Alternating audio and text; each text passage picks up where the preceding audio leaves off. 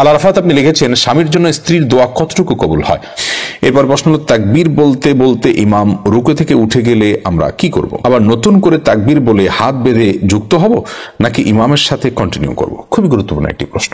আবু তাহা মোহাম্মদ আদনান এই আইডি থেকে আপনি লিখেছেন, আমরা জানি তরল পানীয় 3 নিঃশ্বাসে পান করতে হয়, তাহলে আমরা চা বা কফি যে 3 নিঃশ্বাসের বেশি বা অনেক নিঃশ্বাস নিয়ে পান করি, এটা কি সুন্নাহ বিরোধী নয়? সুন্নাহ কি 3 নিঃশ্বাসে সীমিত?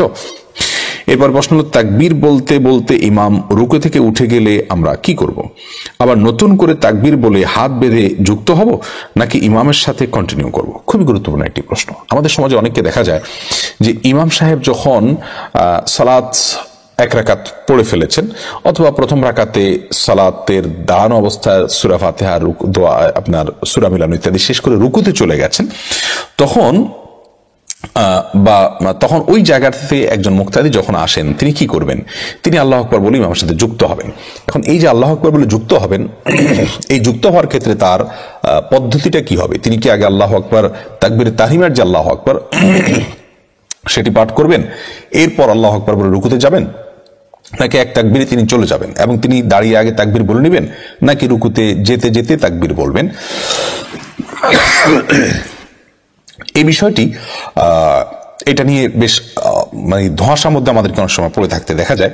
তো এর উত্তরে আমরা বলতে চাই, তাকবীরে তাহরিমা দাঁড়ানো অবস্থায় দেওয়া আবশ্যক। বিধায় ইমামকে রুকুতে আপনি পেয়েছেন, আপনি বাহির থেকে এসেছেন, সালাতে যোগদান করবেন, আপনার প্রথম কাজ হবে দাঁড়িয়ে আল্লাহু আকবার বলা, এরপর রুকুতে যাওয়া। যদি আপনার সময় কম থাকে, প্রয়োজনে আপনি মুভমেন্টে অবস্থায় করবেন, কিন্তু দাঁড়ানোর দিকে থাকতে থাকতেই যেন আপনি তাকবীর দিয়ে ফেলতে পারেন, সেই চেষ্টা আপনার মধ্যে অবশ্যই থাকতে হবে। আপনি যদি এমন করেন যে দাঁড়ানো অবস্থায় তাকবীর বললেন না, আপনি কি করলেন? রুকুতে চলে গেলেন, রুকুতে যেতে যেতে বা রুকুতে যেয়ে আপনি তাকবীর বললেন, তাহলে সেক্ষেত্রে আপনার সালাত আদায় হবে না, কারণ আপনি দাঁড়ানো অবস্থায় তাকবীর বলার যে তাকবীরে তাহরিমা যেটা ফরজ তাকবীর, সেটি আপনার আদায় হলো না। এই বিষয় আমাদেরকে মাথায় রাখতে হবে। আল আরাফাত আপনি লিখেছেন, স্বামীর জন্য স্ত্রীর দোয়া কতটুকু কবুল হয়? যে কোনো মুসলমান অন্য মুসলমানের জন্য দোয়া করতে পারে, আর বিশেষ করে স্বামী স্ত্রী একে অন্যের আপন, একে অন্যের পরিপূরক, একে অন্যের অংশ, জীবনের পাঠ, যার কারণে সেই জায়গা থেকে একজন অন্যজনের, আপনি যে আপনার স্ত্রী আপনার জীবনের পাঠ বা অংশ হিসাবে, আপনি আপনার স্ত্রীর জীবনের পাঠ বা অংশ হিসাবে আপনি তার জন্য দোয়া করতেই পারেন এবং সে দোয়া কবুল হতে পারে। স্বামী ও স্ত্রী একে অন্যের জন্য দোয়া করলে দোয়া কবুল হবে, এটার জন্য আলাদা করে বর্ণনা নেই। তবে মা বাবা সন্তানের জন্য দোয়া করলে যেরকম দোয়া কবুল হবে সেটি বলা আছে। অতএব স্বামী স্ত্রী একে অন্যের আপন, অন্য মুসলমানের জন্য দোয়া করলে যেরকম দোয়া কবুল হয়, তার জন্য দোয়া করলে দোয়া কবুল হবে। একটা হাদিসে আসছে, নবী সাল্লাল্লাহু আলাইহি ওয়াসাল্লাম বলেছেন, দোয়া যেগুলো আল্লাহ ফিরিয়ে দেন না, কবুল করেন, তার মধ্যে থেকে একটি হলো দোয়া বিজাহরিল গায়ব, কারণ অগোচরে দোয়া করা। ধরুন আপনার স্বামী নেই, আপনি তার জন্য দোয়া করছেন, আপনার স্ত্রী নেই, তিনি দূরে আছেন, তার জন্য আপনি দোয়া করছেন, এই দোয়াগুলো কবুল হওয়ার সম্ভাবনা অনেক বেশি থাকে। আবু তাহা মোহাম্মদ আদনান এই আইডি থেকে আপনি লিখেছেন, আমরা জানি তরল পানীয় 3 নিঃশ্বাসে পান করতে হয়, তাহলে আমরা চা বা কফি যে 3 নিঃশ্বাসের বেশি বা অনেক নিঃশ্বাস নিয়ে পান করি, এটা কি সুন্নাহ বিরোধী নয়? সুন্নাহ কি 3 নিঃশ্বাসে সীমিত? দেখুন, সাধারণত পানি যখন আমরা পান করব, এই পানি পান করার সময় 3 নিঃশ্বাসে পান করা হলো সুন্নাহ।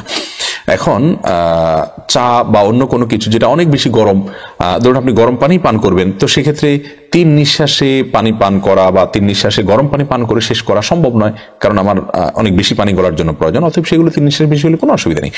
সাধারণ অবস্থাতে পানি যখন পান করব আমরা, সাধারণ পানির কথা এটা, যে সেটা 3 নিঃশ্বাসে 3 ঢোকে পান করা সুন্নাহ।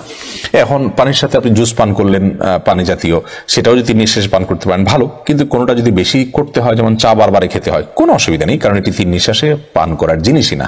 আর দ্বিতীয়ত কথা হলো যে 3 নিঃশ্বাসে পান করাটা ফরজ ওয়াজিব নয়, যেটি না করলে গুনাহ হয়ে যাবে।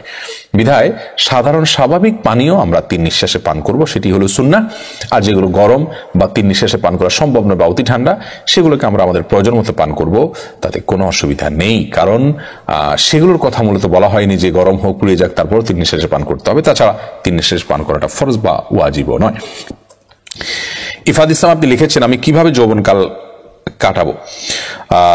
আপনার যৌবনকাল কাটানোর জন্য সর্বপ্রথম কথা হলো, যৌবনকালের সবটুকুনকে আল্লাহর পরিপূর্ণ দাসত্ব এবং গোলামির জন্য আপনি নিয়ত করে ফেলুন, স্থির করে ফেলুন, ঠিক করে ফেলুন। যৌবনকালের পুরো সময়টাকে আল্লাহ রাব্বুল আলামিনের জন্য নিবেদন করুন এবং ইবাদত বন্দেগী করবেন মর্মে আপনি স্থির করে ফেলুন। এটি হবে আপনার জীবনের অনেক বড় একটি সিদ্ধান্তের ব্যাপার যে আমি পুরো যৌবনকালটা আল্লাহকেই নিবেদন করব।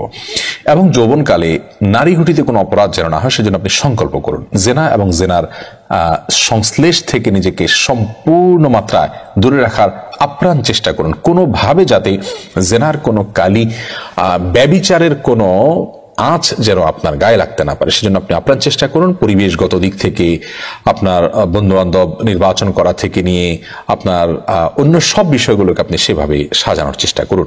নাম্বার 3, দিন সম্পর্কে আপনি প্রচুর পরিমাণে ইলম এবং নলেজ অর্জন করার চেষ্টা করুন এবং এর জন্য বিশুদ্ধ যে সমস্ত দিনী গ্রন্থ আছে সেগুলো পাঠ করুন, কোরআন পড়ুন, হাদিস, নির্বাচিত হাদিস পড়ুন।